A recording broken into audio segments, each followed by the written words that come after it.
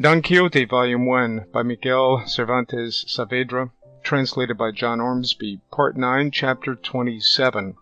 Recording by Bob Foster, Montreal, Canada, May 30th, 2006. Chapter 27, of how the curate and the barber proceeded with their scheme, together with other matters worthy of record in this great history. The curate's plan did not seem a bad one to the barber, but on the contrary, so good that they immediately set about putting it in execution.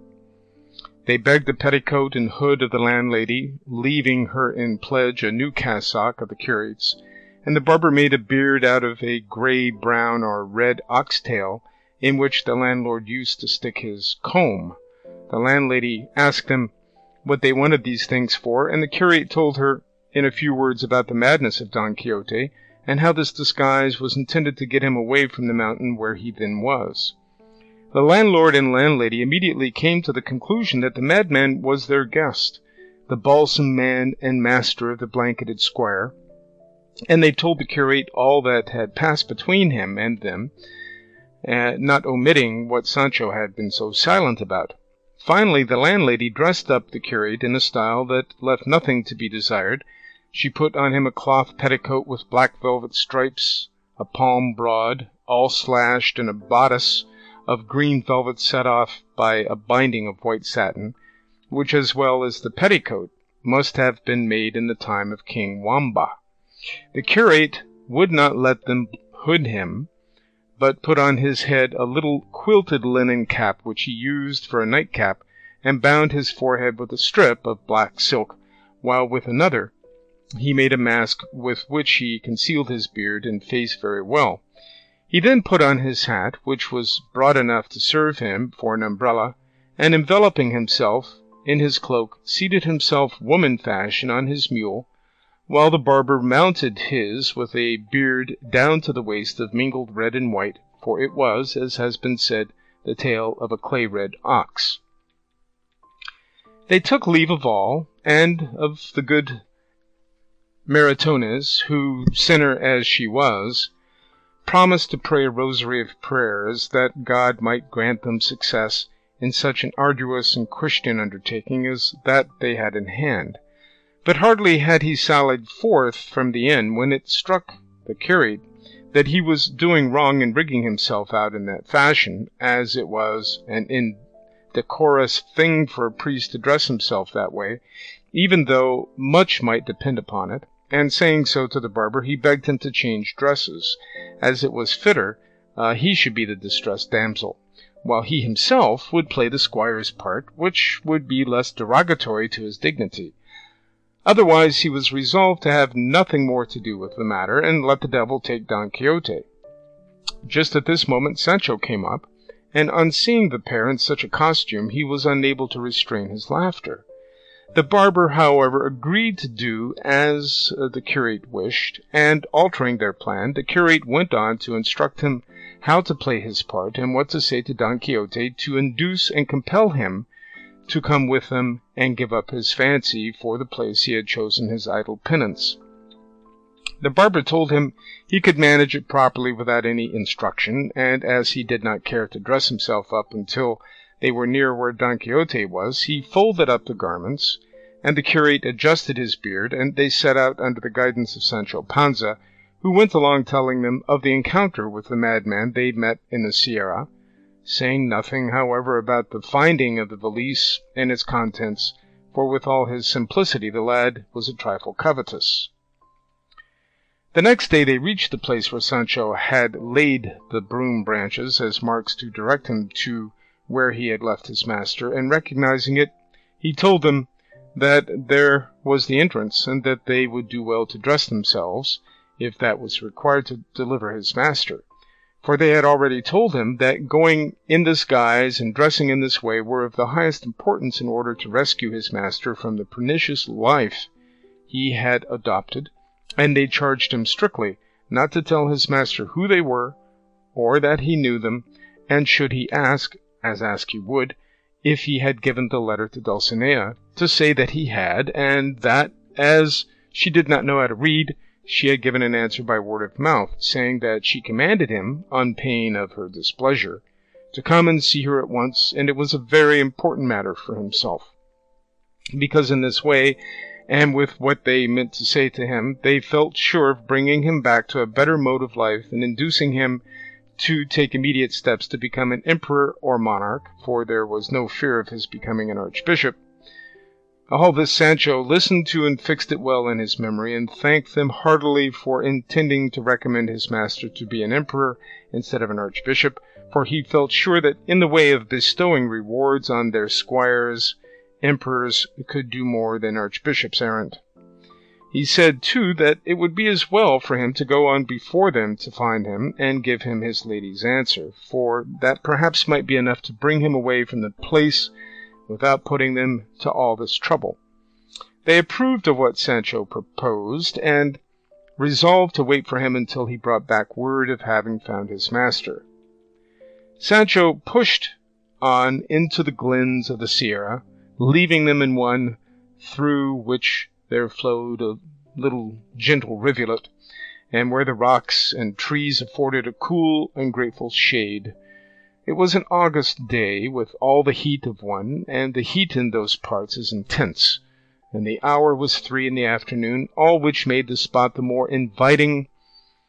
and tempted them to wait there for Sancho's return, which they did. They were reposing then in the shade, when a voice, unaccompanied by the notes of any instrument, but sweet and pleasing in its tone, reached their ears, at which they were a little astonished, as the place did not seem to them likely quarters for one who sang so well. For though it is often said that shepherds of rare voice are to be found in the woods and fields, this is rather a flight to the poet's fancy than the truth, and still more surprised were they when they perceived that what they heard sung were the verses not of rustic shepherds, but of the polished wits of the city, and so it proved, for the verses they heard were these: What makes my quest of happiness seem vain? Disdain. What bids me to abandon hope of ease? Jealousies.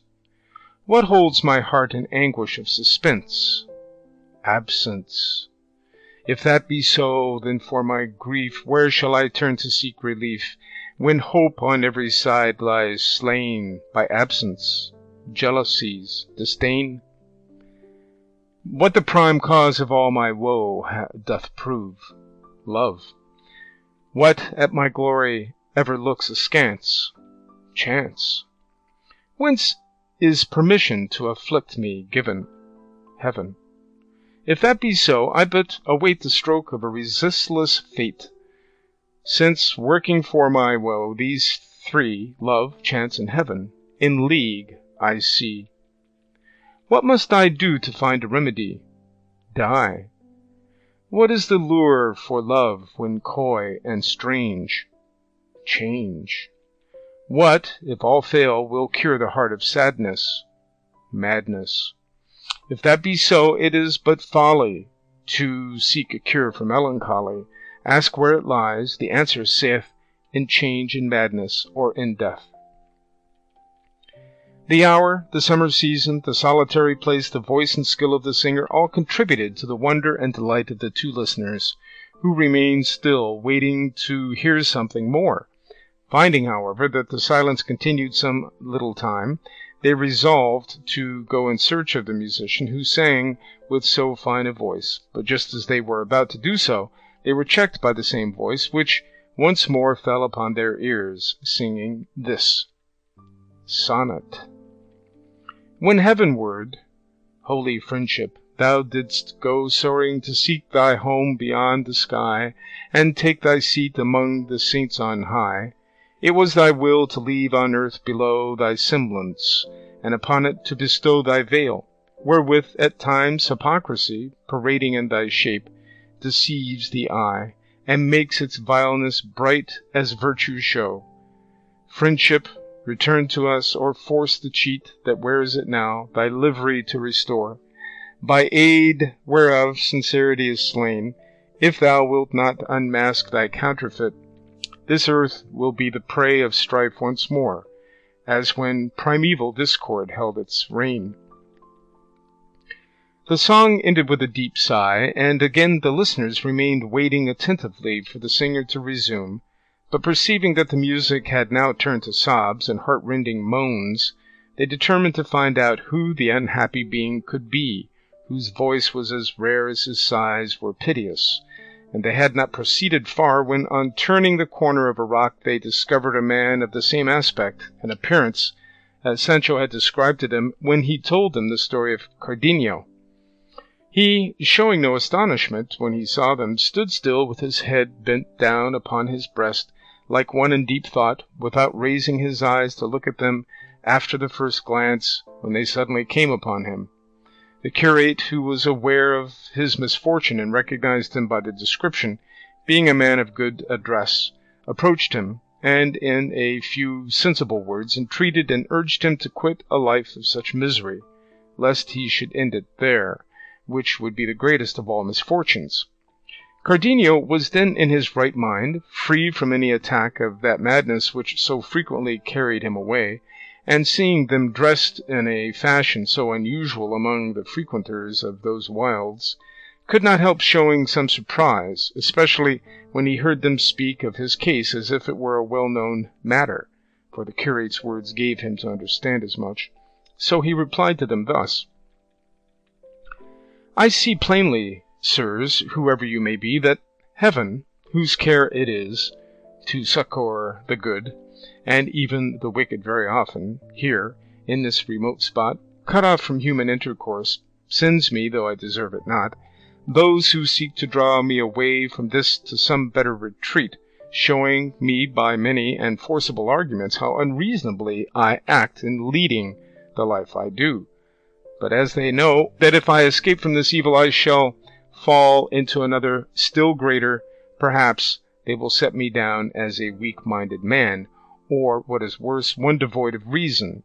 Nor would it be any wonder, for I myself can perceive that the effect of the recollection of my misfortunes is so great, and works so powerfully to my ruin, that in spite of myself I become at times like a stone, without feeling or consciousness, and I come to feel the truth of it when they tell me and show me proofs of the things I have done, when the terrible fit overmasters me, and all I can do is bewail my lot in vain, and idly curse my destiny, and plead for my madness by telling them how it was caused to any that care to hear it.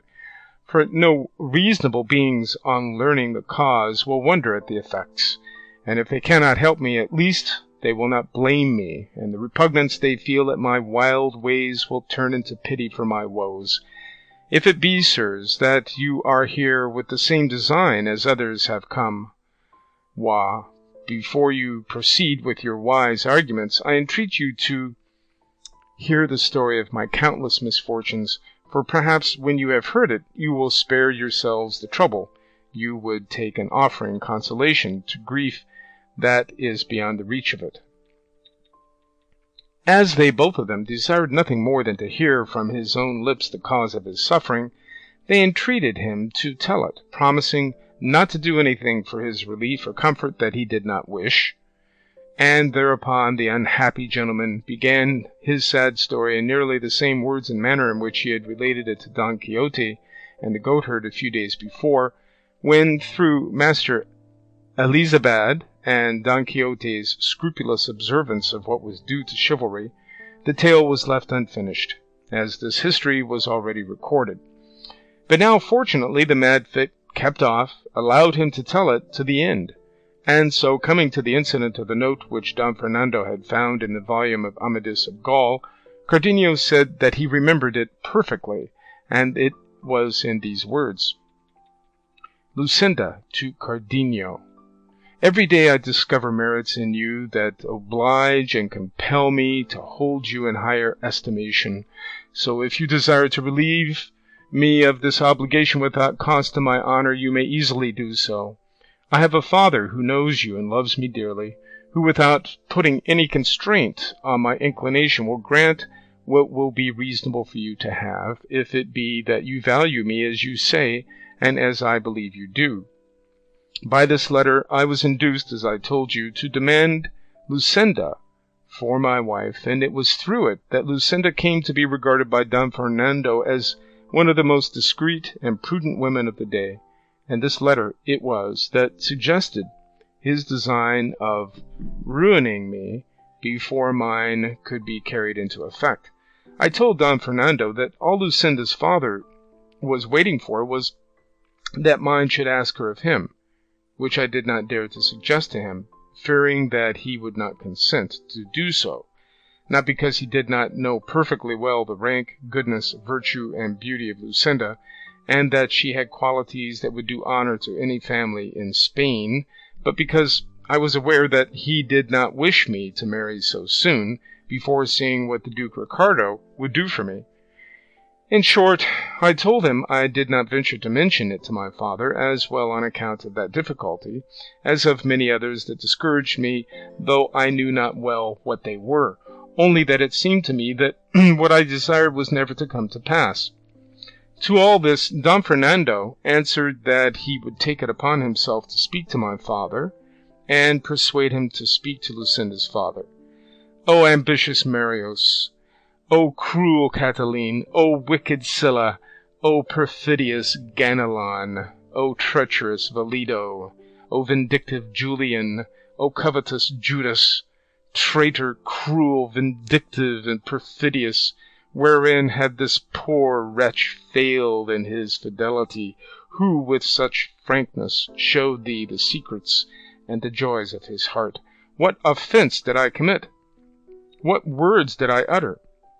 Or what counsels did I give that had not the furtherance of thy honour and welfare for their aim? But woe is me, wherefore do I complain? For sure it is that when misfortunes spring from the stars, descending from on high, they fall upon us with such fury and violence that no power on earth can check their course, nor human device stay their coming. Who could have thought that Don Fernando, a high-born gentleman, intelligent, bound to me by gratitude for my services, one that could win the object of his love wherever he might set his affections, could have become so obdurate, as they say, as to rob me of my one ewe lamb that was not even yet in my possession? But laying aside these useless and unavailing reflections, let us take up the broken thread of my unhappy story. To proceed, then, Don Fernando, finding my presence an obstacle to the execution of his treacherous and wicked design, resolved to send me to his elder brother under the pretext of asking money from him to pay for 6 horses, which purposely, and with the sole object of sending me away, that he might the better carry out his infernal scheme, he had purchased the very day he offered to speak to my father, and the price of which he now desired me to fetch. Could I have anticipated this treachery? Could I, by any chance, have suspected it? Nay, so far from that. I offered with the greatest pleasure to go at once, in my satisfaction at the good bargain that had been made. That night I spoke with Lucinda, and told her what had been agreed upon with Don Fernando, and how I had strong hopes of our fair and reasonable wishes being realized. She, as unsuspicious as I was of the treachery of Don Fernando, bade me try to return speedily, as she believed the fulfilment of our desires would be delayed only so long as my father put off speaking to hers. I know not why it was that, on saying this to me, her eyes filled with tears, and there came a lump in her throat that prevented her from uttering a word of many more that it seemed to me she was striving to say to me. I was astonished at this unusual turn, which I never before observed in her, for we always conversed, whenever good fortune and my ingenuity gave us the chance, with the greatest gaiety and cheerfulness, mingling tears, sighs, jealousies, doubts, or fears with our words. It was all on my part a eulogy of my good fortune that heaven should have given her to me for my mistress. I glorified her beauty, I extolled her worth and her understanding, and she paid me back by praising in me what in her love for me she thought worthy of praise. and besides we had 100,000 trifles and doings of our neighbours and acquaintances to talk about, and the utmost extent of my boldness was to take, almost by force, one of her fair white hands and carry it to my lips, as well as the closeness of the low grating that separated us allowed me. But the night before the unhappy day of my departure, she wept, she moaned, she sighed,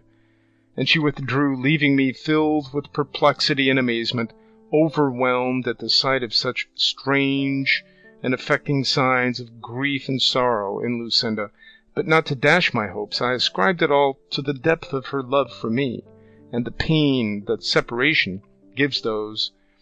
who love tenderly. At last I took my departure, sad and dejected, my heart filled with fancies and suspicions, but not knowing well what it was I suspected or fancied. Plain omens pointing to the sad event and misfortune that was awaiting me. I reached the place whither I had been sent, gave the letter to Don Fernando's brother, and was kindly received, but not promptly dismissed, for he desired me to wait, very much against my will, 8 days in some place where the Duke his father was not likely to see me, as his brother wrote that the money was to be sent without his knowledge, all of which was a scheme of the treacherous Don Fernando, for his brother had no want of money to enable him to dispatch me at once. The command was one that exposed me to the temptation of disobeying it, as it seemed to me impossible to endure life for so many days separated from Lucinda, especially after leaving her in the sorrowful mood I have described to you. Nevertheless, as a dutiful servant, I obeyed, though I felt it would be at the cost of my well-being.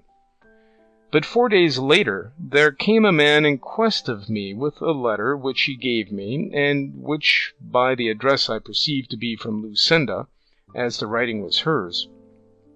I opened it with fear and trepidation, persuaded that it must be something serious that had impelled her to write to me when at a distance, as she seldom did so when I was near.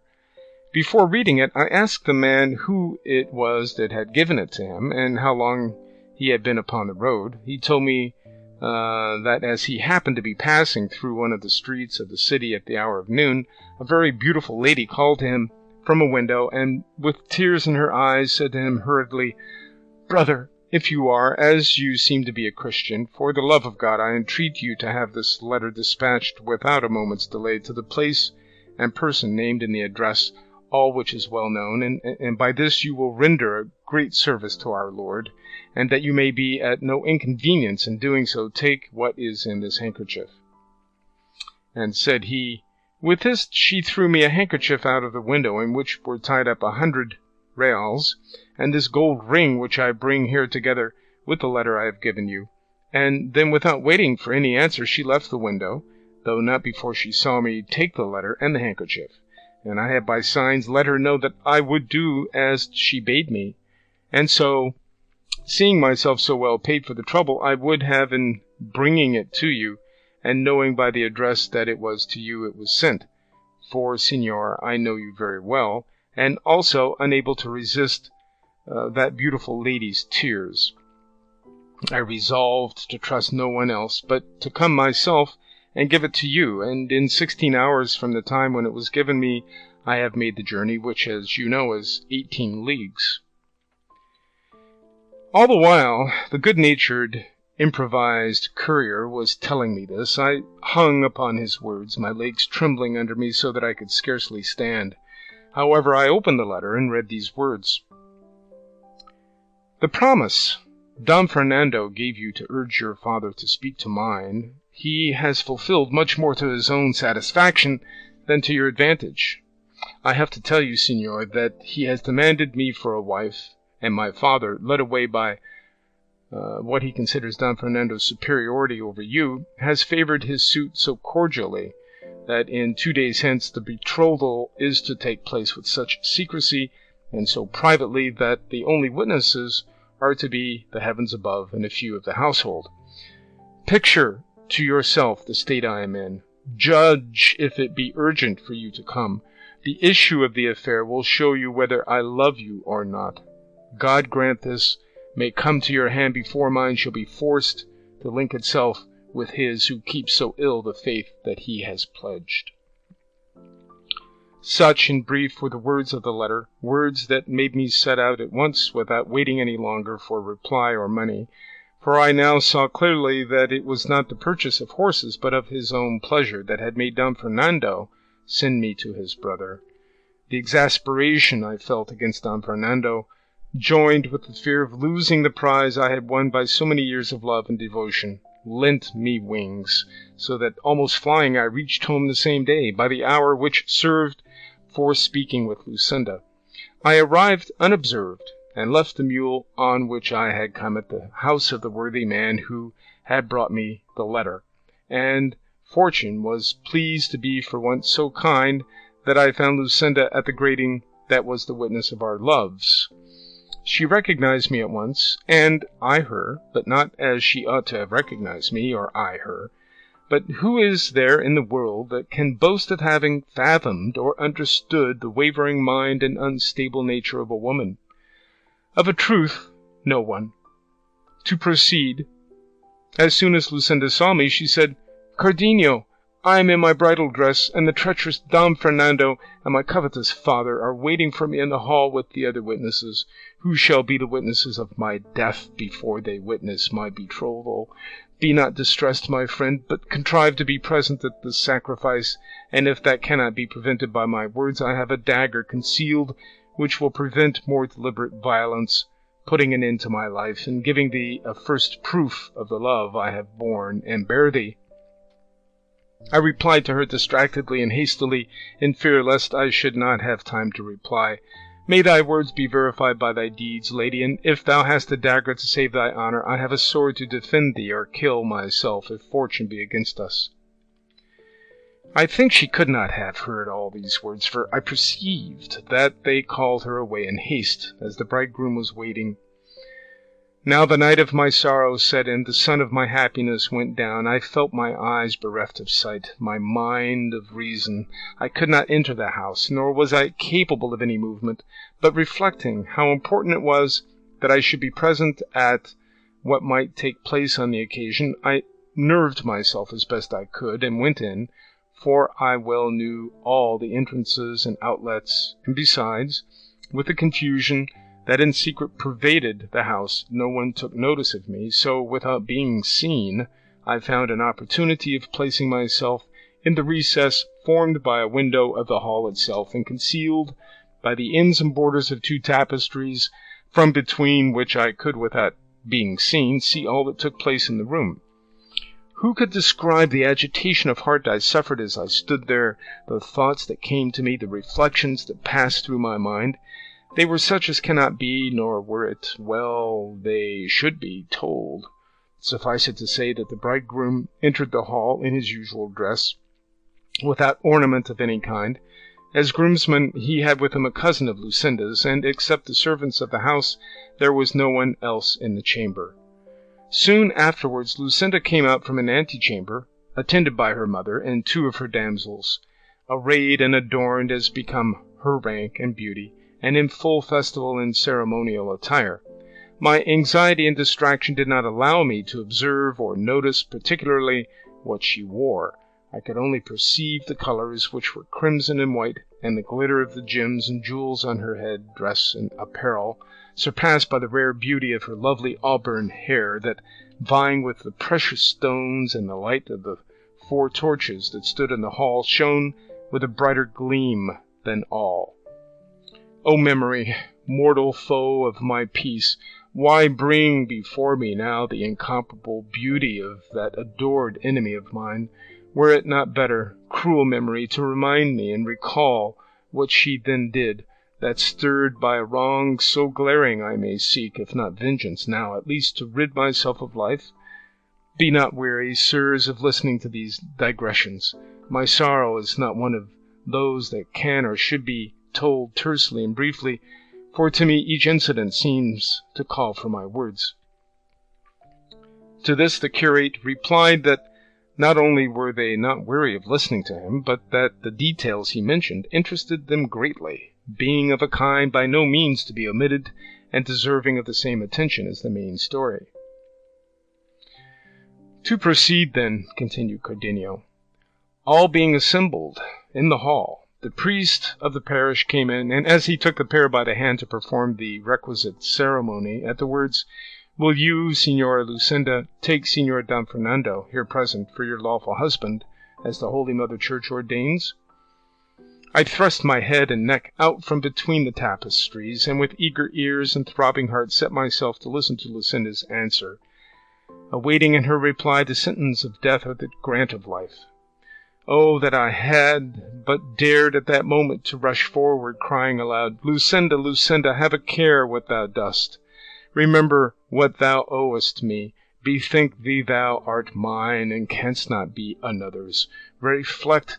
that thy utterance of yes, and the end of my life will come at the same instant. O treacherous Don Fernando, robber of my glory, death of my life, what seekest thou? Remember that thou canst not, as a Christian, attain the object of thy wishes, for Lucinda is my bride, and I am her husband. Fool that I am, now that I am far away and out of danger, I say I should have done what I did not do. Now that I have allowed my precious treasure to be robbed from me, I curse the robber, on whom I might have taken vengeance, had I as much heart for it as I have for bewailing my fate.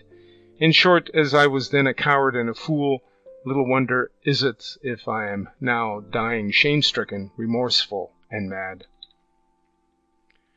The priest stood waiting for the answer of Lucinda, who for a long time withheld it, and just as I thought she was taking out the dagger to save her honor, or struggling for words to make some declaration of the truth on my behalf, I heard her say in a faint and feeble voice, "I will." Don Fernando said the same, and giving her the ring, they stood linked by a knot that could never be loosed. The bridegroom then approached to embrace his bride, and she, pressing her hand upon her heart, fell fainting in her mother's arms. It only remains now for me to tell you the state I was in when, in that consent that I heard, I saw all my hopes mocked. The words and promises of Lucinda proved falsehoods, and the recovery of the prize I had that instant lost, rendered impossible forever. I stood stupefied, wholly abandoned. It seemed, by heaven, declared the enemy of the earth that bore me, the air refusing me breath for my sighs, the water moisture for my tears. It was only the fire that gathered strength, so that my whole frame glowed with rage and jealousy. They were all thrown into confusion by Lucinda's fainting, and as her mother was unlacing her to give her air, a sealed paper was discovered in her bosom,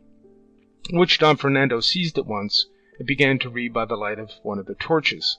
As soon as he had read it, he seated himself in a chair, leaning his cheek on his hand in the attitude of one deep in thought, without taking any part in the efforts that were being made to recover his bride from her fainting fit. Seeing all the household in confusion, I ventured to come out regardless whether I were seen or not, and determined, if I were, to do some frenzied deed that would prove to all the world the righteous indignation of my breast in the punishment of the treacherous Don Fernando, and even in that of the fickle fainting traitress. But my fate, doubtless reserving me for greater sorrows, if such there be, so ordered it that just then I had enough and to spare of that reason which has since been wanting to me, and so, without seeking to take vengeance on my greatest enemies, which might have been easily taken, as all thought of me was so far from their minds, I resolved to take it upon myself, and on myself to inflict the pain they deserved, perhaps with even greater severity than I should have dealt out to them had I then slain them. For sudden pain is soon over, but that which is protected by tortures is ever slaying without ending life. In a word, I quitted the house, and reached that of the man with whom I had left my mule. I made him saddle it for me, mounted without bidding him farewell, and rode out of the city like another Lot, not daring to turn my head to look back upon it. And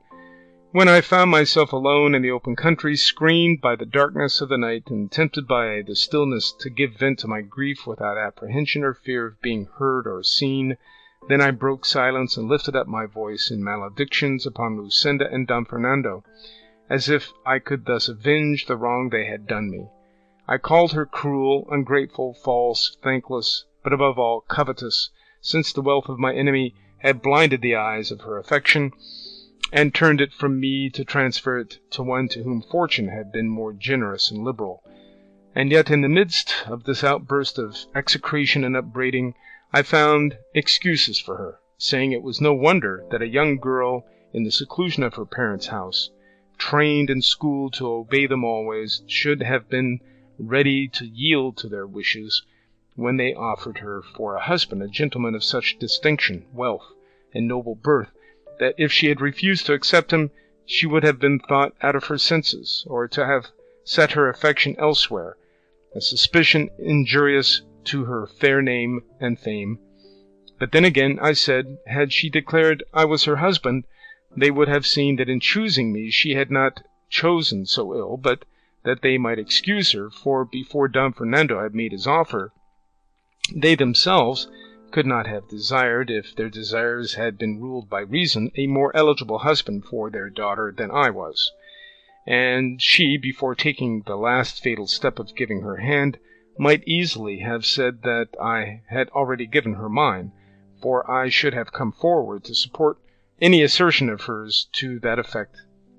In short, I came to the conclusion that feeble love, little reflection, great ambition, and a craving for rank had made her forget the words with which she had deceived me, encouraged and supported by my firm hopes and honorable passion.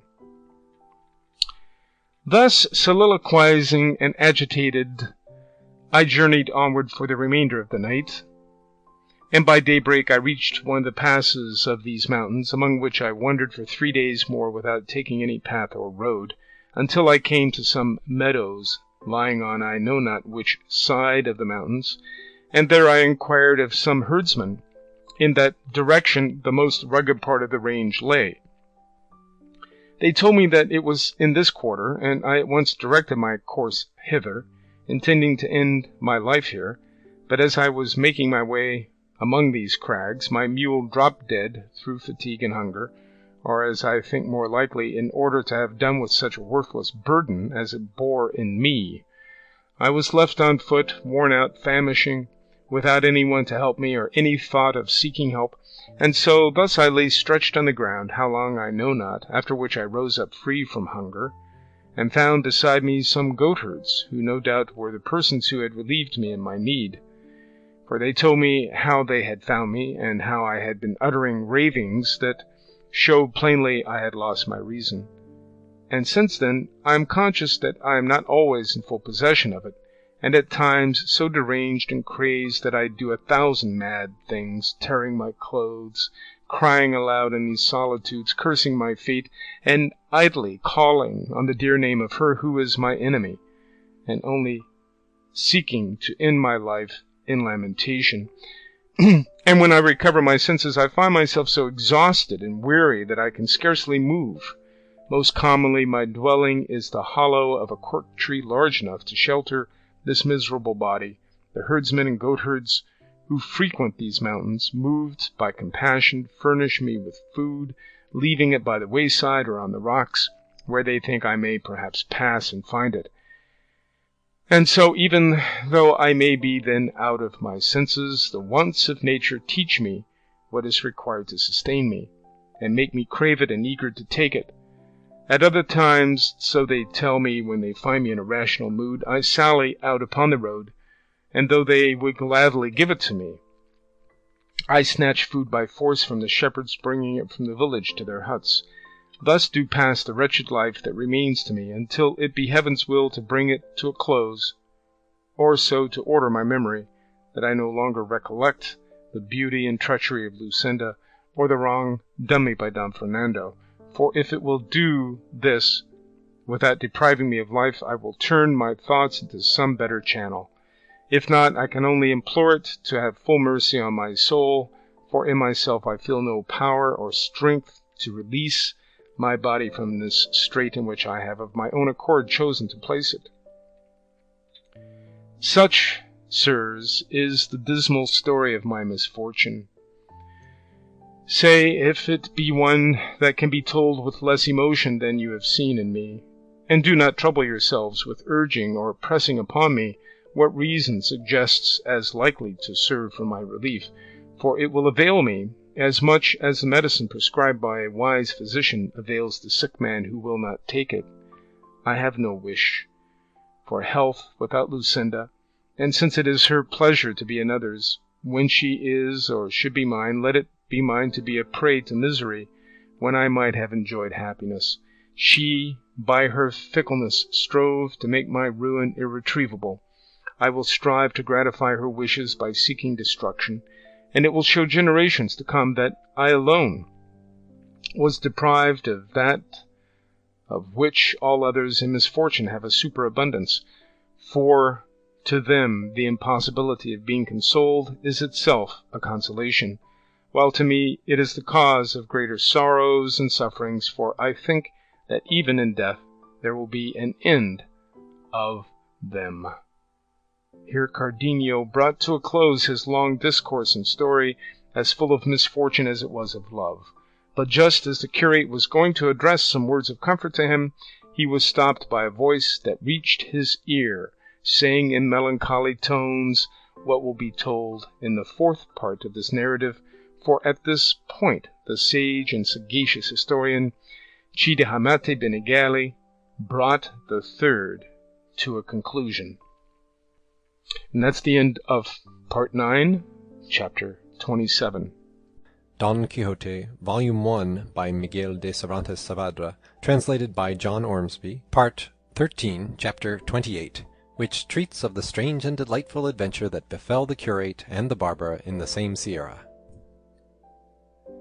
Happy and fortunate were the times when that most daring knight Don Quixote of La Mancha was sent into the world, for by reason of his having formed a resolution so honourable as that of seeking to revive and restore to the world the long-lost and almost defunct order of knight-errantry, we now enjoy in this age of ours so poor in light entertainment, not only the charm of his veracious history, but also of the tales and episodes contained in it, which are, in a measure no less pleasing, ingenious, and truthful than the history itself, which, resuming its thread, carded, spun, and wound, relates that just as the curate was going to offer a consolation to Cardenio, he was interrupted by a voice that fell upon his ears, saying in plaintive tones, "O God, is it possible I have found a place that may serve as a secret grave for the weary load of this body that I support so unwillingly? If the solitude these mountains promise deceives me not, it is so. Ah, woe is me! How much more grateful to my mind will be the society of these rocks and brakes that permit me to complain of my misfortune to heaven, than that of any human being, for there is none on earth to look to for counsel in doubt, comfort in sorrow, or relief in stress."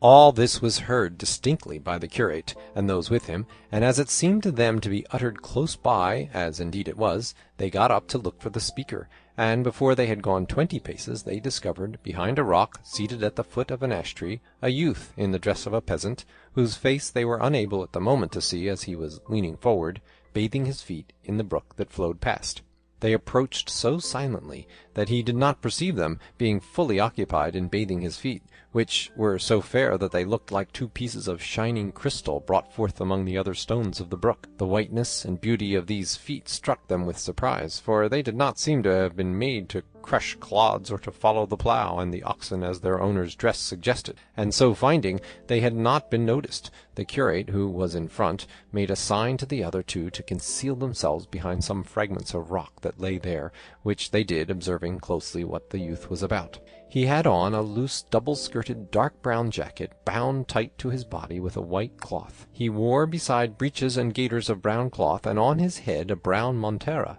and he had the gaiters turned up as far as the middle of the leg, which verily seemed to be of pure alabaster. As soon as he had done bathing his beautiful feet, he wiped them with a towel. He took them from under the montera, on taking off which he raised his face, and those who were watching him had an opportunity of seeing a beauty so exquisite that Cardenio said to the curate in a whisper,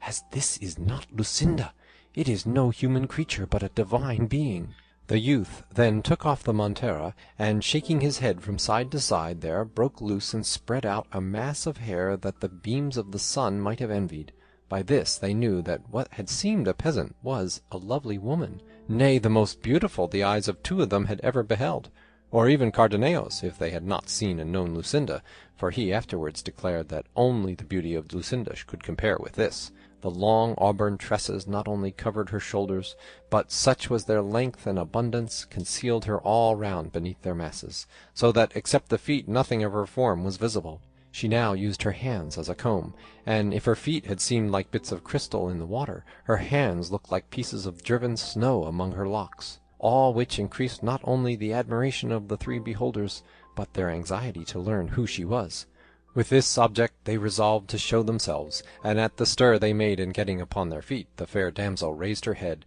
and parting her hair from before her eyes with both hands, she looked to see who had made the noise, and the instant she perceived them she started to her feet, and, without waiting to put on her shoes or gather up her hair, hastily snatched up a bundle as though of clothes that she had beside her, and scared and alarmed endeavoured to take flight. But before she had gone 6 paces she fell to the ground, her delicate feet being unable to bear the roughness of the stones. Seeing which, the three hastened toward her, and the curate, addressing her, first said, "Stay, Signora, whoever you may be, for those whom you see here only desire to be of service to you. You have no need to attempt a flight so heedless, for neither can your feet bear it, nor we allow it." Taken by surprise, and bewildered, she made no reply to these words.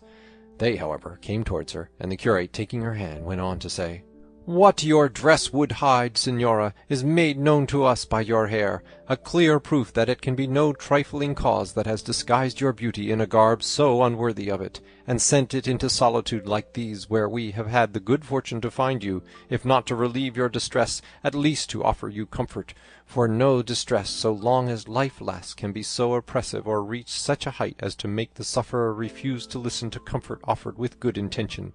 And so, Signora, or Signor, or whatever you prefer to be, dismiss the fears that our appearance has caused you, and make us acquainted with your good or evil fortunes, for from all of us together, or from each one of us, you will receive sympathy in your trouble." While the curate was speaking, the disguised damsel stood as if spellbound, looking at them without opening her lips or uttering a word, just like a village rustic to whom something strange that he has never seen before has been suddenly shown. But on the curate addressing some further words to the same effect to her, sighing deeply, she broke silence and said, "Since the solitude of these mountains has been unable to conceal me, and the escape of my dishevelled tresses will not allow my tongue to deal in falsehoods, it would be idle for me now to make any further pretence of what, if you were to believe me, you would believe more out of courtesy than for any other reason.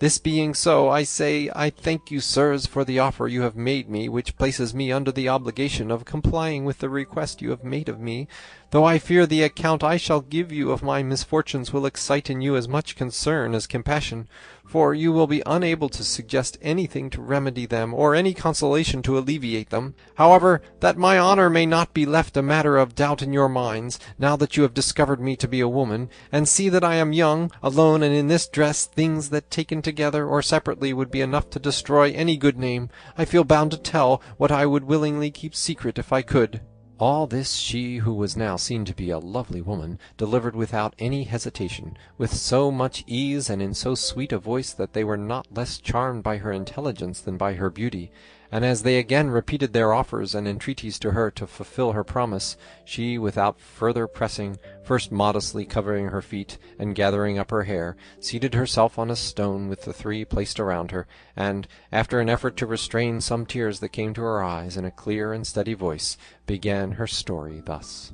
"In this Andalusia there is a town from which a duke takes a title from which makes him one of those that are called grandees of Spain. This nobleman has 2 sons, the elder heir to his dignity and apparently to his good qualities, the younger heir to I know not what, unless it be the treachery of Velleido and the falsehood of Ganelon. My parents are this lord's vassals, lowly in origin, but so wealthy that if birth had conferred as much on them as fortune, they would have had nothing left to desire, nor should I have had reason to fear trouble like that in which I find myself now, for it may be that my ill fortune came of theirs in that having been nobly born.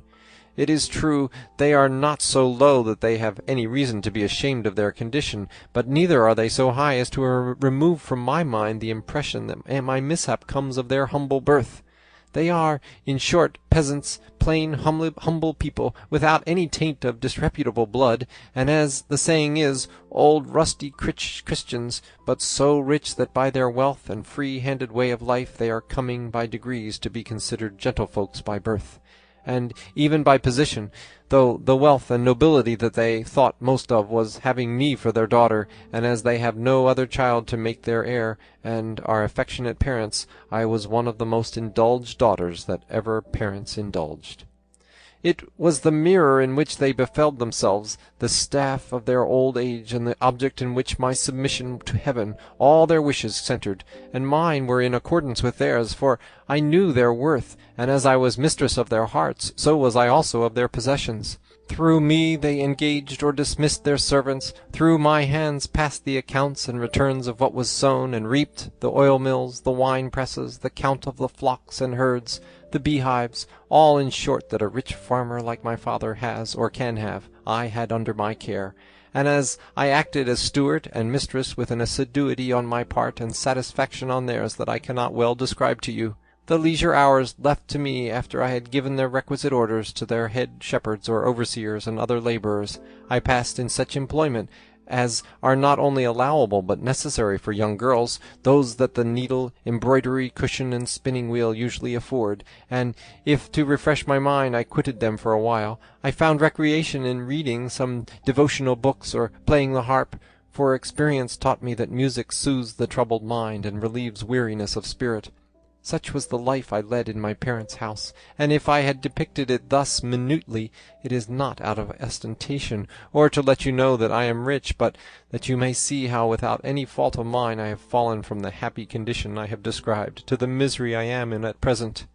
The truth is, that while I was leading this busy life in a retirement that might compare with that of a monastery, and unseen as I thought by any except the servants of the house, for when I went to mass it was so early in the morning, and I was so closely attended by my mother and the women of the household, and so thickly veiled and so shy that my eyes scarcely saw more ground than I trod on. In spite of all this, the eyes of love, or idleness, more properly speaking, that the lynxes cannot revile, discovered me with the help of the assiduity of Don Fernando, for that is the name of the younger son of the Duke I told of. The moment the speaker mentioned the name of Don Fernando, Cardenio changed colour and broke into a sweat, with such signs of emotion that the curate and the barber, who observed it, feared that one of the mad fits which they had attacked him sometimes was coming upon him. But Cardenio showed no further agitation, and remained quiet, regarding the peasant girl with fixed attention, for he began to suspect who she was. She, however, without noticing the excitement of Cardenio, continuing her story, went on to say, "And they had hardly discovered me, when, as he owned afterwards, he was smitten with a violent love for me, as the manner in which it displayed itself plainly showed. But, to shorten the long recital of my woes, I will pass over in silence all the artifacts employed by Don Fernando for declaring his passion for me. He bribed all the household, he gave and offered gifts and presents to my parents. Every day was like a holiday or a merry-making in our street. By night no one could sleep for the music, the love-letters that used to come to my hand, no one knew how, more innumerable, full of tender pleadings and pledges, containing more promises and oaths than there were letters in them, all which not only did not soften me, but hardened my heart against him, as if he had been my mortal enemy, and as if everything he did to make me yield were done with the opposite intention. Not that the high-bred bearing of Don Fernando was disagreeable to me, or that I found his importunities wearisome, for it gave me a certain sort of satisfaction to find myself so sought and prized by a gentleman of such distinction, and I was not displeased at seeing my praise in his letters. For, however ugly we women may be, it seems to me it always pleases us to hear ourselves called beautiful.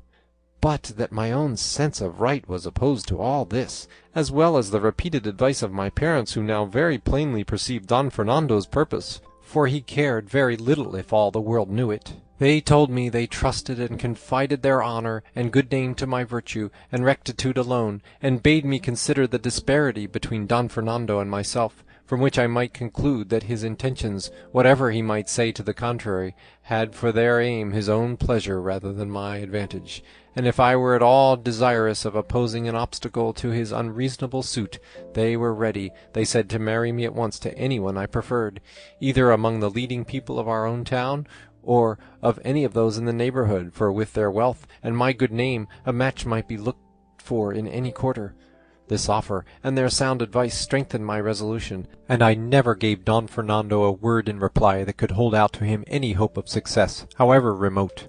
All this caution of mine, which he must have taken for coyness, had apparently the effect of increasing his wanton appetite, for that is the name I give to his passion for me. Had it been what he declared it to be, you would not know of it now, because there would have been no occasion to tell you of it. At length he learned that my parents were contemplating marriage for me in order to put an end to his hopes of obtaining possession of me, or at least to secure additional protectors to watch over me, and this intelligence or suspicion made him act as you shall hear. One night, as I was in my chamber, with no other companion than a damsel who waited on me, with the doors carefully locked, lest my honour should be imperilled through any carelessness, I know not nor can conceive how it happened, but with all this seclusion and these precautions, and in the solitude and silence of a retirement, I found him standing before me, a vision that so astounded me that it deprived me of eyes of sight and my tongue of speech. I had no power to utter a cry, nor, I think, did he give me time to utter one, as he immediately approached me, and taking me in his arms, for, overwhelmed as I was powerless, I say, to help myself, he began to make such professions to me that I know not how falsehood could have had the power of dressing them up to seem so like truth, and the traitor contrived that his tears should vouch for his words, and his sighs for his sincerity. I, a poor young creature all alone, ill-versed among my people in cases such as this, began, I know not how, to think all these lying protestations true, though without being moved by his sighs and tears to anything more than pure compassion. And so, as the first feeling of bewilderment passed away, and I began in some degree to recover myself, I said to him with more courage than I thought I could have possessed, "If I, as I am now in your arms, Signor, I were in the claws of a fierce lion, and my deliverance could be preoccupied by doing or saying anything to the prejudice of my honour, it would no more be in my power to do it or say it than it would be possible that was should not have been. So then, if you hold my body clasped in your arms, I have my soul secured by virtuous intentions, very different from yours, as you will see, if you attempt to carry them into effect by force. I am your vassal, but I am not your slave. Your nobility neither has nor should have any right to dishonour or degrade my humble birth, and low-born peasant as I am. I have my self-respect as much as you, a lord and gentleman. With me your violence will be to no purpose, your wealth will have no weight, your words will have no power to deceive me, nor your sighs or tears to soften me. Were I to see any of these things I speak of in him whom my parents gave me as a husband, his will should be mine, and mine should be bounded by his, and my honour being preserved, even though my inclinations were not, would willingly to yield him what you, Signor, would now obtain by force. And this I say, lest you should suppose that any but my lawful husband shall ever win anything of me. If that, said this disloyal gentleman, be the only scruple you feel, fairest Dorothea, for that is the name of this unhappy being, see here, I give you my hand to be yours, and let heaven, from which nothing is hid, and this image of our old lady you have here be witnessed of this pledge." When Cardenio heard her say she called Dorothea, he showed fresh agitation, and felt convinced of the truth of his former suspicion, but he was unwilling to interrupt the story, and wished to hear the end of what he already all but knew, so he merely said, "What?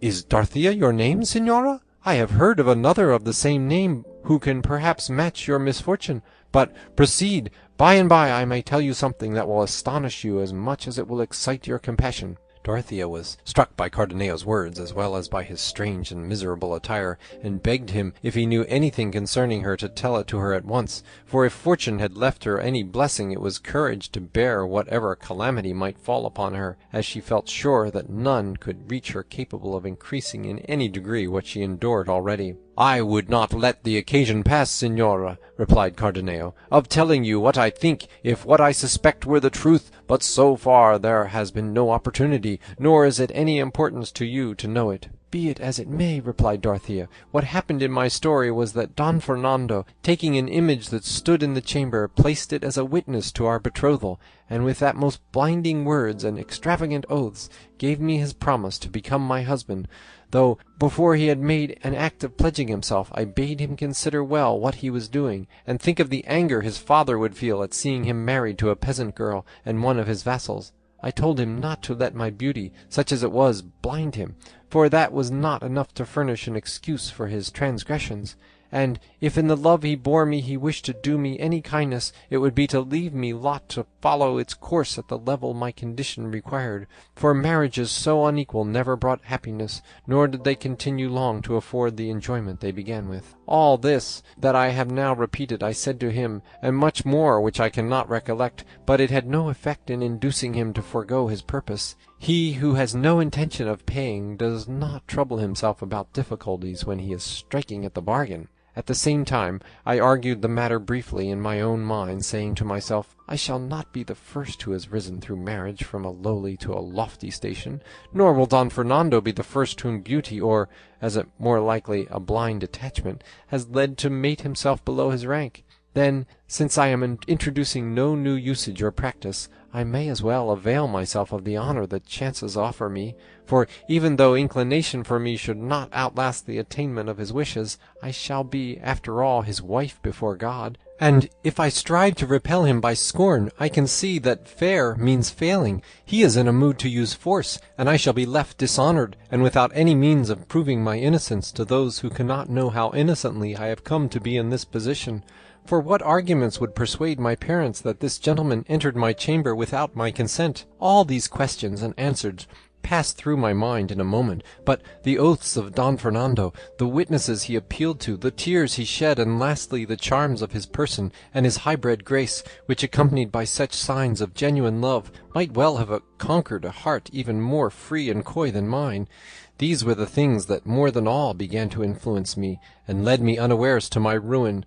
I called my waiting maid to me, that there might be a witness on earth beside those in heaven, and again Don Fernando renewed and repeated his oaths, invoked as witnesses fresh saints in addition to the former ones, called down upon himself 1,000 curses hereafter should he fail to keep his promise, shed more tears, redoubled his sighs, and pressed me closer in his arms, from which he had never allowed me to escape, and so I was left by my maid, and ceased to be one, and he became a traitor and a perjured man. The day which followed the night of my misfortune did not come so quickly, I imagine, as Don Fernando wished, for when desire has attained its object, the greatest pleasure is to fly from the scene of pleasure. I say so, because Don Fernando made all haste to leave me, and by the adroitness of my mind, who was indeed the one who had admitted him, gained the street before daybreak, but on taking leave of me he told me, though not with as much earnestness and fervour as when he came, that I might rest assured of his faith, and of the sanctity and sincerity of his oaths,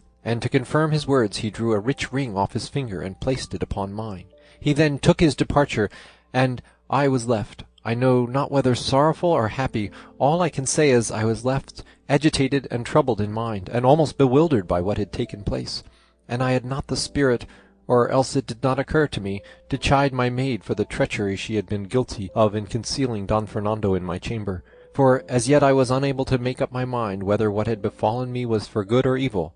I told Don Fernando at parting that as I was now his, he might see me on other nights in the same way, until it should be his pleasure to let the matter become known. But, except the following night, he came no more, nor for more than a month could I catch a glimpse of him in the street or in church, while I wearied myself with watching for one.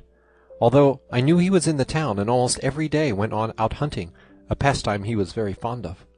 I remember well how sad and dreary those days and hours were to me.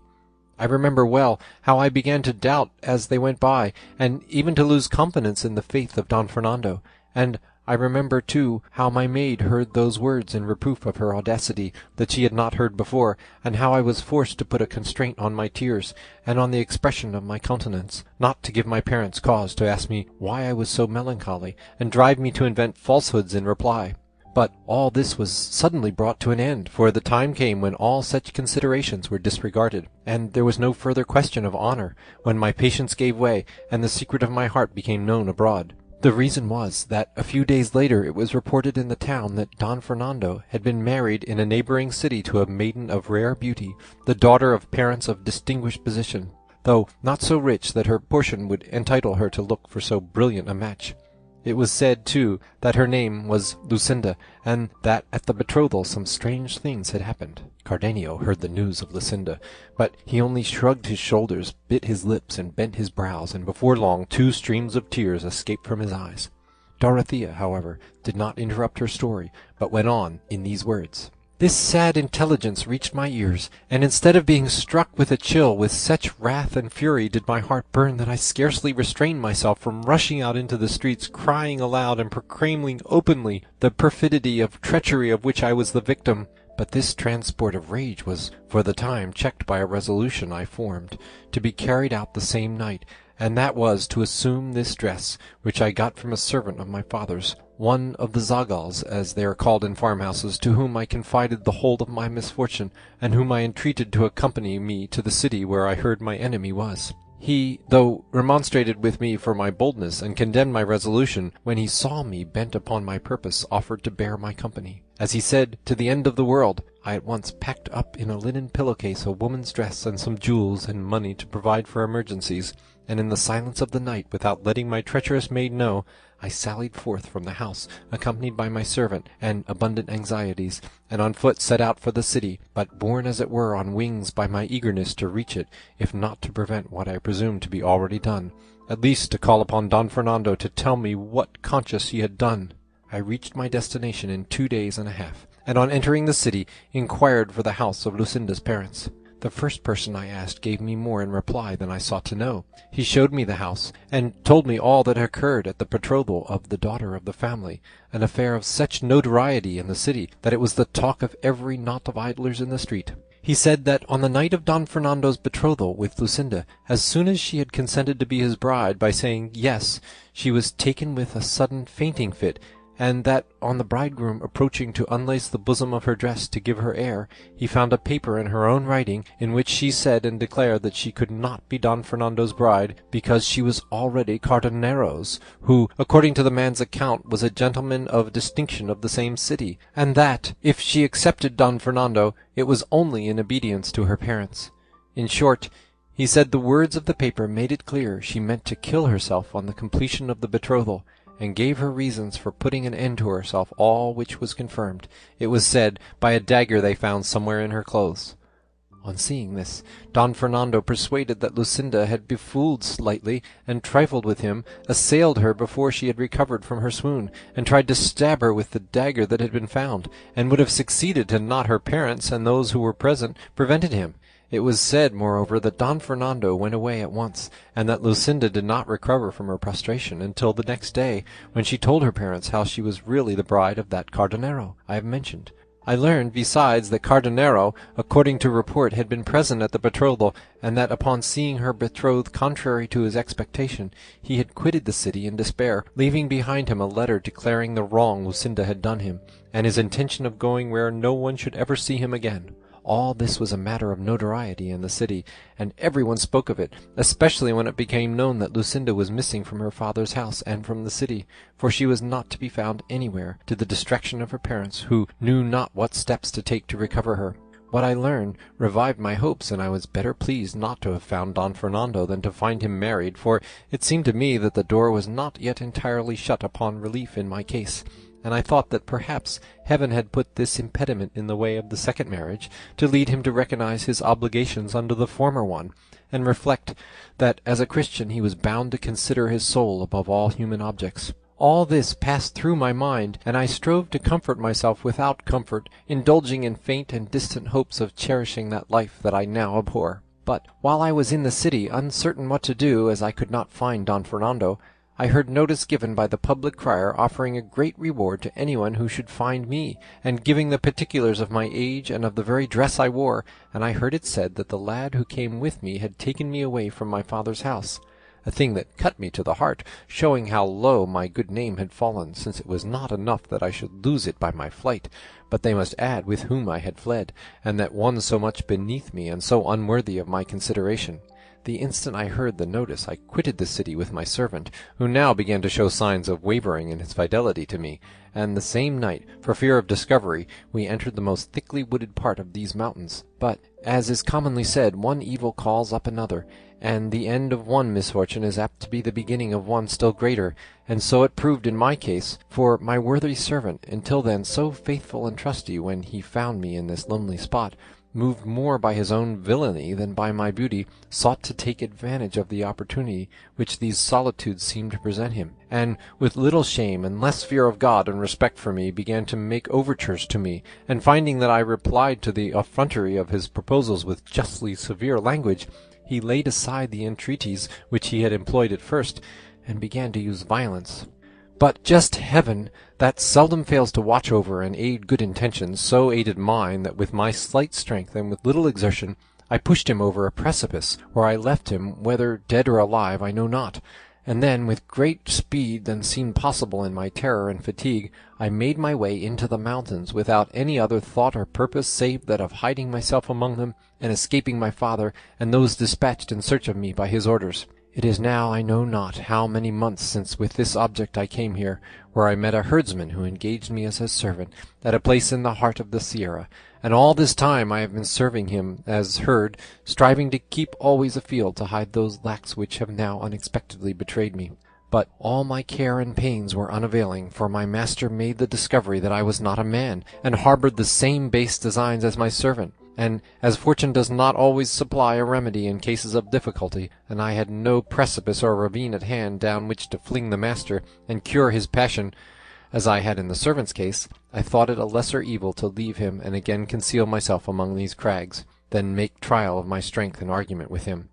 So, as I say, once more I went into hiding to seek for some place where I might with sighs and tears implore Heaven to have pity on my misery, and grant me help and strength to escape from it, or let me die among the solitudes, leaving no trace of an unhappy being who, by no fault of hers, has furnished matters for talk and scandal at home and abroad.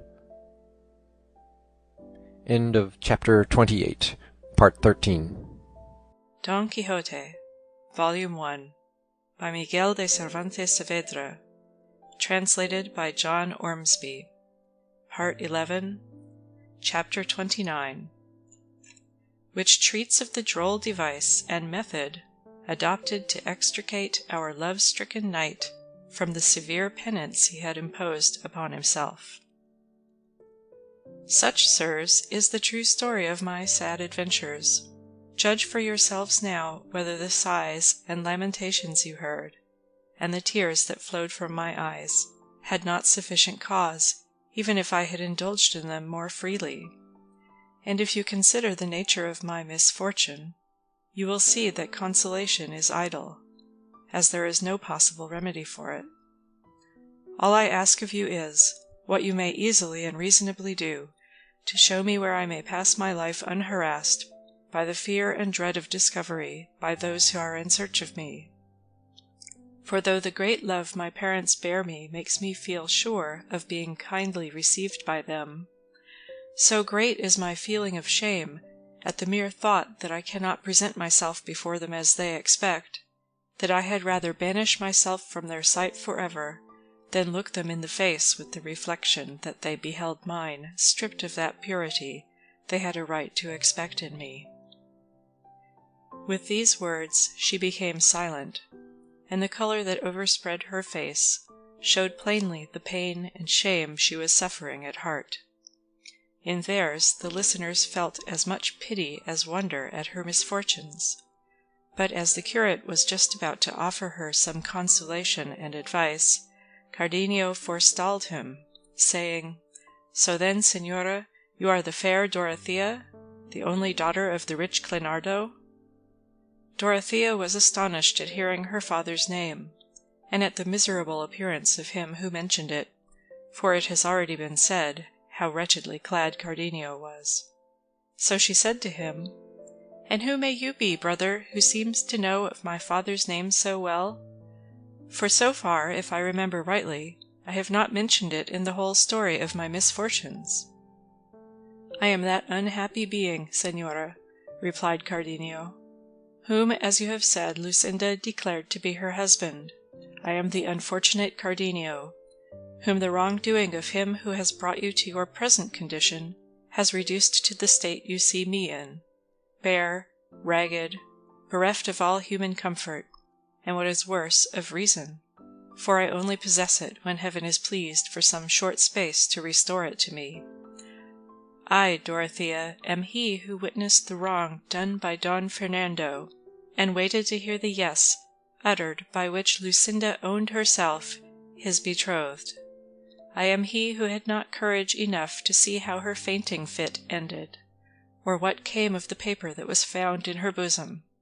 because my heart had not the fortitude to endure so many strokes of ill fortune at once. And so, losing patience, I quitted the house, and leaving a letter with my host, I betook myself to these solitudes, resolved to end here the life I hated as if it were my mortal enemy. But fate would not rid me of it, contenting itself with robbing me of my reason, perhaps to preserve me for the good fortune I have had in meeting you. For if that which you have just told us be true, as I believe it to be, it may be that heaven has yet in store for both of us a happier termination to our misfortunes than we look for, because seeing that Lucinda cannot marry Don Fernando, being mine, as she has herself so openly declared, and that Don Fernando cannot marry her as he is yours, we may reasonably hope that heaven will restore us to what is ours, as it is still in existence and not yet alienated or destroyed. And as we have this consolation springing from no very visionary hope or wild fancy, I entreat you, Señora, to form new resolutions in your better mind, as I mean to do in mine, preparing yourself to look forward to happier fortunes. For I swear to you by the faith of a gentleman and a Christian, not to desert you until I see you in possession of Don Fernando, and if I cannot by words induce him to recognize his obligation to you, in that case to avail myself of the right which my rank as a gentleman gives me, and with just cause challenge him on account of the injury he has done you, not regarding my own wrongs, which I shall leave to heaven to avenge, while on earth I devote myself to yours." Cardenio's words completed the astonishment of Dorothea, and not knowing how to return thanks for such an offer, she attempted to kiss his feet, but Cardenio would not permit it, and the licentiate replied for both, commending the sound reasoning of Cardenio, and lastly begged, advised, and urged them to come with him to his village, where they might furnish themselves with what they needed, and take measures to discover Don Fernando, or restore Dorothea to her parents, or do what seemed to them most advisable. Cardenio and Dorothea thanked him, and accepted the kind offer he made them, and the barber, who had been listening to all attentively and in silence, on his part some kindly words also, and with no less good will than the curate, offered his services in any way that might be of use to them. He also explained to them in a few words the object that had brought them there, and the strange nature of Don Quixote's madness, and how they were waiting for his squire, who had gone in search of him. Like the recollection of a dream, the quarrel he had had with Don Quixote came back to Cardenio's memory, and he described it to the others, but he was unable to say what the dispute was about. At this moment they heard a shout, and recognized it as coming from Sancho Panza, who, not finding them where he had left them, was calling aloud to them. They went to meet him, and in answer to their inquiries about Don Quixote, he told them how he had found him stripped to his shirt, lank, yellow, half dead with hunger, and sighing for his lady Dulcinea, and although he had told him that she commanded him to quit that place and come to El Toboso, where she was expecting him, he had answered that he was determined not to appear in the presence of her beauty until he had done deeds to make him worthy of her favour, and if this went on, Sancho said, he ran the risk of not becoming an emperor as in duty bound, or even an archbishop, which was the least he could be, for which reason they ought to consider what was to be done to get away from there. The licentiate in reply told him not to be uneasy, for they would fetch him away in spite of himself. He then told Cardenio and Dorothea what they had proposed to do to cure Don Quixote, or at any rate to take him home, upon which Dorothea said she could play the distressed damsel better than the barber,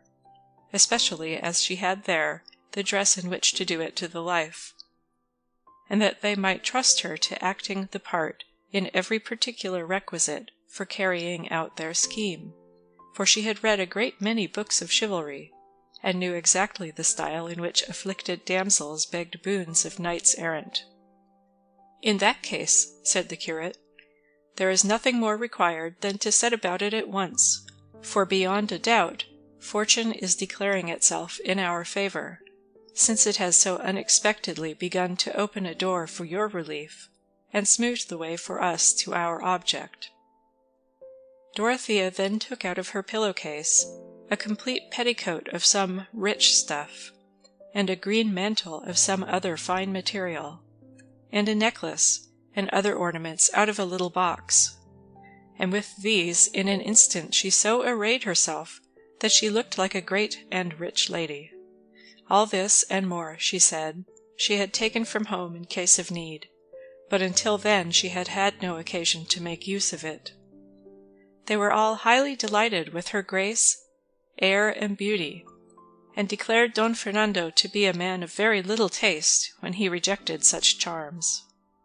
But the one who admired her most was Sancho Panza, for it seemed to him, what indeed was true, that in all the days of his life he had never seen such a lovely creature, and he asked the curate with great eagerness who this beautiful lady was, and what she wanted in these out-of-the-way quarters. "This fair lady, brother Sancho," replied the curate, "is no less a personage than the heiress in the direct male line of the great kingdom of Micomicon, who has come in search of your master, to beg a boon of him, which is that he redress a wrong or injury that a wicked giant has done her, and from the fame as a good knight which your master has acquired far and wide, this princess has come from Guinea to seek him." "A lucky seeking, and a lucky finding," said Sancho Panza at this, "especially if my master has the good fortune to redress that injury, and right that wrong, and kill that son of a bitch of a giant your worship speaks of, as kill him he will if he meets him, unless indeed he happens to be a phantom, for my master has no power at all against phantoms. But one thing among others I would beg of you, señor licentiate, which is, that to prevent my master from taking a fancy to be an archbishop, for that is what I am afraid of, your worship would recommend him to marry this princess at once, for in this way he will be disabled from taking archbishop's orders, and will easily come into his empire, and I to the end of my desires. I have been thinking the matter over carefully, and by what I can make out, I find it will not do for me that my master should become an archbishop, because I am no good for the church, as I am married, and for me now, having as I have a wife and children, to set about obtaining dispensations to enable me to hold a place of profit under the church, would be endless work, so that, señor, it all turns on my master marrying this lady at once, for as yet I do not know her grace, and I cannot call her by her name." "She is called the Princess Micomicona," said the curate, "for as her kingdom is Micomicon, it is clear that must be her name." "There's no doubt of that," replied Sancho, "for I have known many to take their name and title from the place where they were born, and call themselves Pedro of Alcala, Juan of Ubeda, and Diego of Valladolid, and it may be that over there in Guinea queens have the same way of taking the names of their kingdoms." "So it may," said the curate, "and as for your master's marrying, I will do all in my power towards it." With which Sancho was much pleased, as the curate was amazed at his simplicity, and at seeing what a hold the absurdities of his master had taken of his fancy, for he had evidently persuaded himself that he was going to be an emperor. By this time Dorothea had seated herself upon the curate's mule, and the barber had fitted the ox-tail beard to his face. And they now told Sancho to conduct them to where Don Quixote was, warning him not to say that he knew either the licentiate or the barber, as his master's becoming an emperor entirely depended on his not recognizing them. Neither the curate nor Cardenio, however, thought fit to go with them. Cardenio, lest he should remind Don Quixote of the quarrel he had had with him, and the curate, as there was no necessity for his presence just yet. So they allowed the others to go on before them, while they themselves followed slowly on foot. The curate did not forget to instruct Dorothea how to act, but she said they might make their minds easy, as everything would be done exactly as the books of chivalry required and described. They had gone about 3/4 of a league when they discovered Don Quixote in a wilderness of rocks, by this time clothed, but without his armour. And as soon as Dorothea saw him, and was told by Sancho that this was Don Quixote, she whipped her palfrey, the well-bearded barber following her, and on coming up to him her squire sprang from his mule, and came forward to receive her in his arms, and she, dismounting with great ease of manner, advanced to kneel before the feet of Don Quixote, and though he strove to raise her up, she, without rising, addressed him in this fashion: "From this spot I will not rise, valiant and doughty knight, until your goodness and courtesy grant me a boon, which will redound to the honour and renown of your person, and render a service to the most disconsolate and afflicted damsel the sun has seen. And if the might of your strong arm corresponds to the repute of your immortal fame, you are bound to aid the helpless being who, led by the Saviour of your renowned name,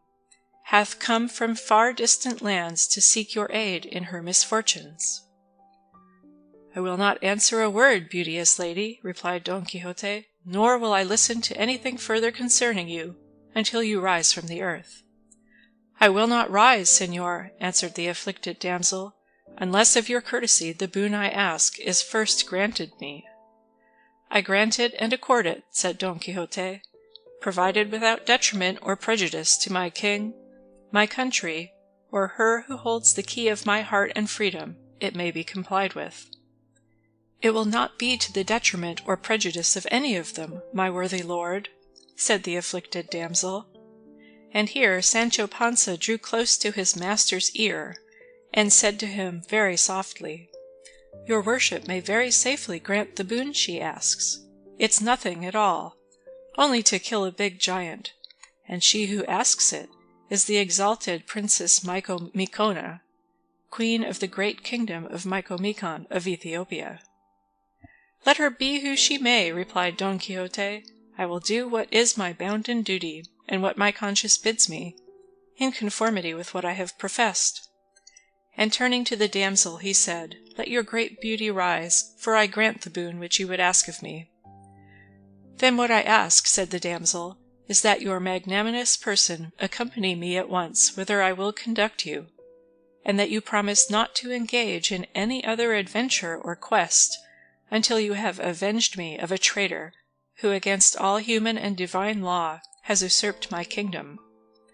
"I repeat that I grant it," replied Don Quixote, "and so, lady, you may from this day forth lay aside the melancholy that distresses you, and let your failing hopes gather new life and strength, for with the help of God and of my arm, you will soon see yourself restored to your kingdom, and seated upon the throne of your ancient and mighty realm, notwithstanding and despite of the felons who would gainsay it. And now hands to the work, for in delay there is apt to be danger." The distressed damsel strove with much pertinacity to kiss his hands, but Don Quixote, who was in all things a polished and courteous knight, would by no means allow it, but made her rise, and embraced her with great courtesy and politeness, and ordered Sancho to look to Rocinante's girths, and to arm him without a moment's delay. Sancho took down the armour, which was hung up on a tree like a trophy, and having seen to the girths, armed his master in a trice, who, as soon as he found himself in his armour, exclaimed, "Let us be gone, in the name of God, to bring aid to this great lady." The barber was all this time on his knees, at great pains to hide his laughter, and not let his beard fall, for had it fallen, maybe their fine scheme would have come to nothing. But now, seeing the boon granted, and the promptitude with which Don Quixote prepared to set out in compliance with it, he rose and took his lady's hand, and between them they placed her upon the mule.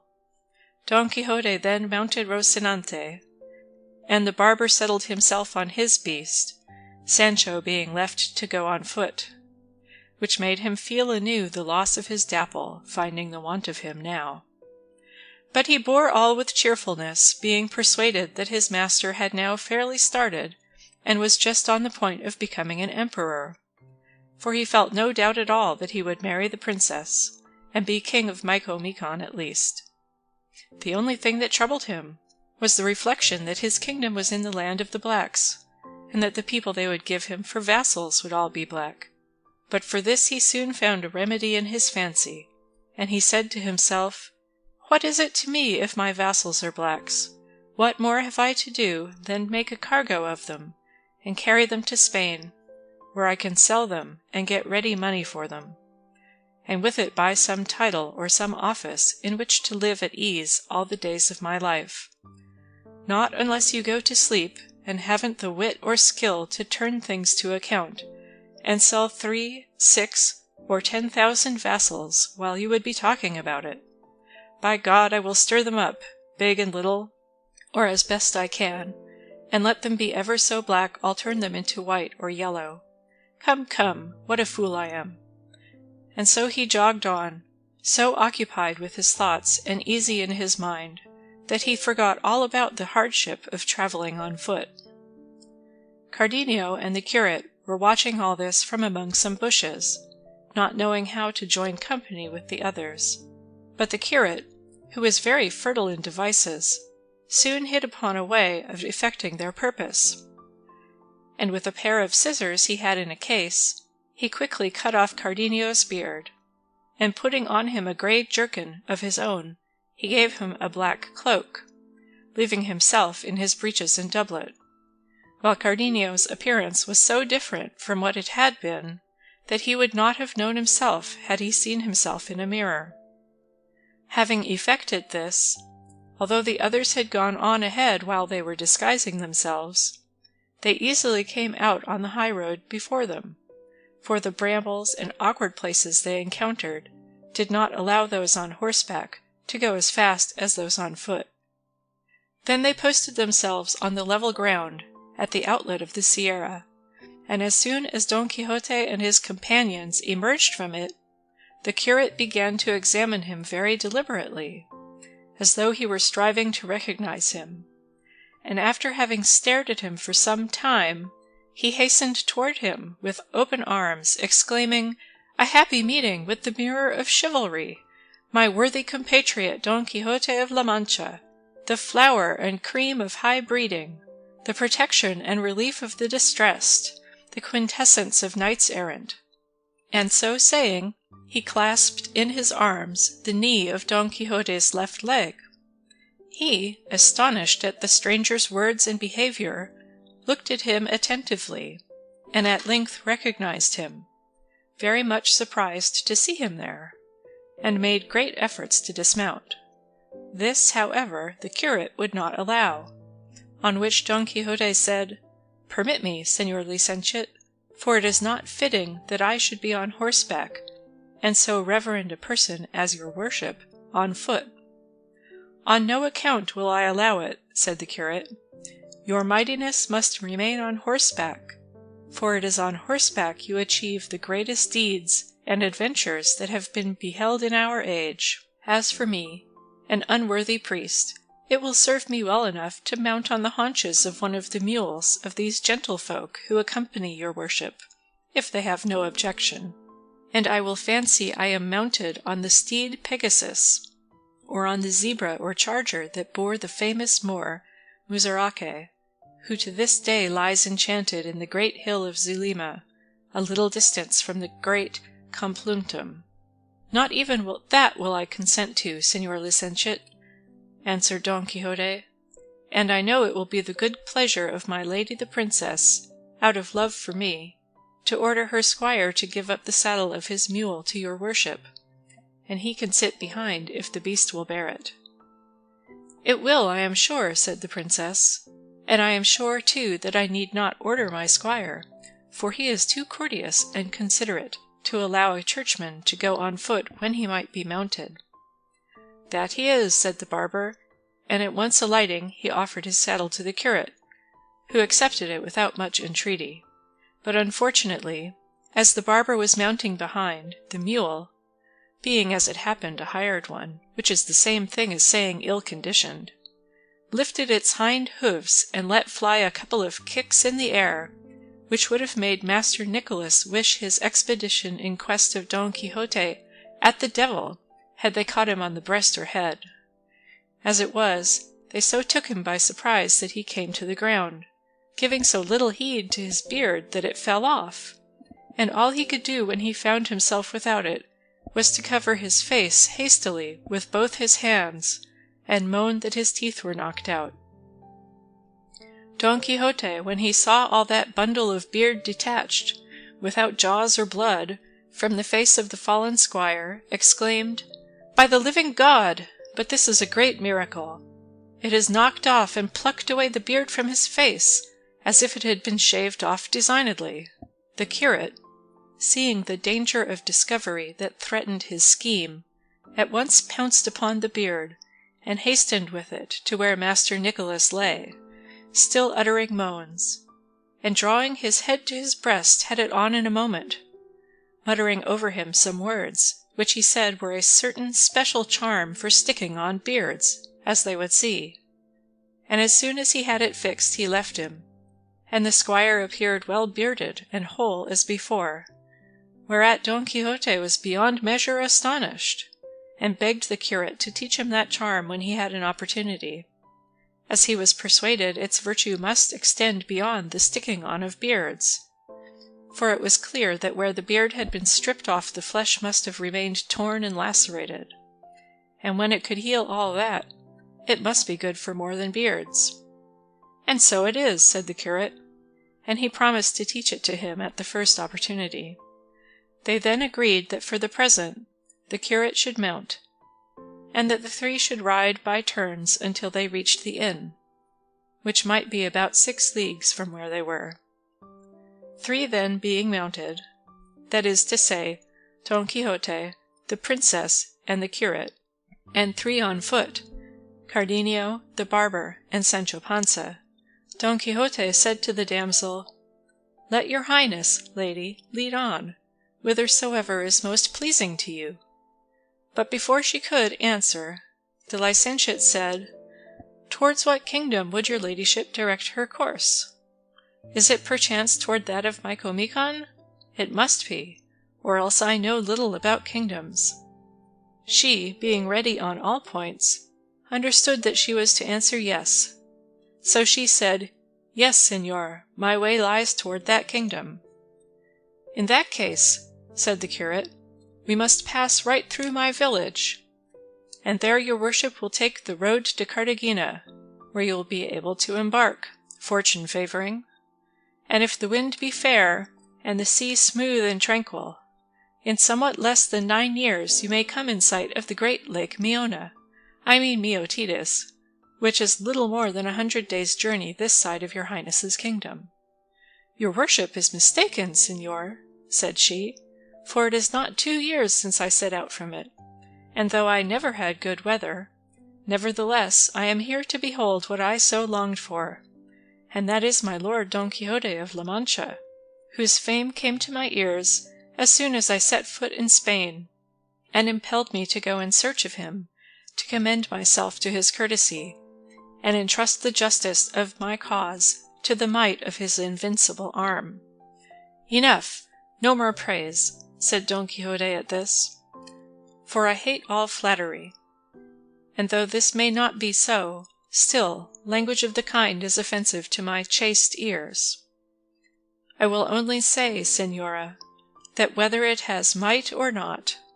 that which it may or may not have shall be devoted to your service, even to death. And now, leaving this to its proper season, I would ask the Señor Licentiate to tell me what it is that has brought him into these parts, alone, unattended, and so lightly clad that I am filled with amazement. I will answer that briefly, replied the curate. You must know then, Señor Don Quixote, that Master Nicholas, our friend and barber, and I were going to Seville to receive some money that a relative of mine who went to the Indies many years ago had sent me, and not such a small sum, but that it was over 60,000 pieces of 8, full weight, which is something.